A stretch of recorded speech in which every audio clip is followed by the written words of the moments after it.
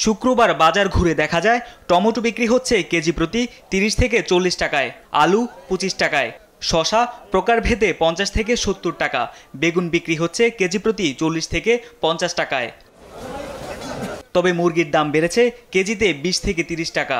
Broiler বিক্রি হচ্ছে KG প্রতি ২০০ টাকা, কক মুরগি ২৮০ টাকা, সোনালী ৩২০ টাকা, দেশি মুরগি বিক্রি হচ্ছে কেজি প্রতি ৫৮০ টাকায়। এছাড়াও গরুর মাংস বিক্রি হচ্ছে কেজি প্রতি ৭৮০ টাকা ও খাসির মাংস ১২০০ টাকায়। সোনালী মুরগি ৩১০ থেকে ২০, আর লাল লেয়ার বেচতেছি আপনার ৩৩০। লেয়ার আগে আমরা যে দামে কিনতাম তার থেকে অন্তত ৪০-৫০ টাকা কেজিতে বেশি আছে। আগে ২৮০ টাকার মধ্যে নিতে পারছি, এখন সেটা হচ্ছে ৩৫০ টাকা পর্যন্ত আসছে। দেশি মুরগি বাচ্চা মুরগি নিচ্ছে ৫৮০, দাম বাড়তি। গত সপ্তাহে নিচ্ছি ৫০০ টাকা করে, এবার ৫৮০ কেজি। সার্বিক দাম তো অনেক চড়া দাম, আসলে সাধারণ মানুষের জন্য আসলে খুব কষ্টের বিষয়। এদিকে বাজারে এখনো কাটেনি সয়াবিন তেলের সংকট। বিক্রেতারা বলছেন চাহিদা অনুযায়ী সরবরাহ পাচ্ছেন না তারা। তৈল বাজারে আছে, দাম তেমন বাড়ে নাই, বাজারের সংকট, তৈল নাই।